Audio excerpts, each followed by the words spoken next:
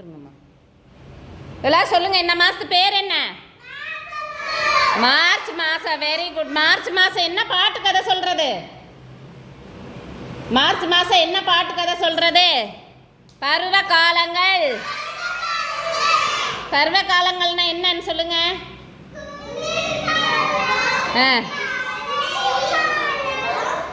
வெயில் காலம். Very good, super. எல்லாம் கிளாப் பண்ணிருங்க. குளிர்காலம் என்ன பண்ணுவீங்க? Very good. ஸ்வெட்டர் போட்டுட்டு போர்வை போத்திட்டு வீட்டுக்குள்ளே குளிருக்குள்ளே இருப்போமல்ல, அதுதான் குளிர்காலம். வெயில் காலம் சொல்லுங்க. வெயில் காலம் என்ன பண்ணுவீங்க?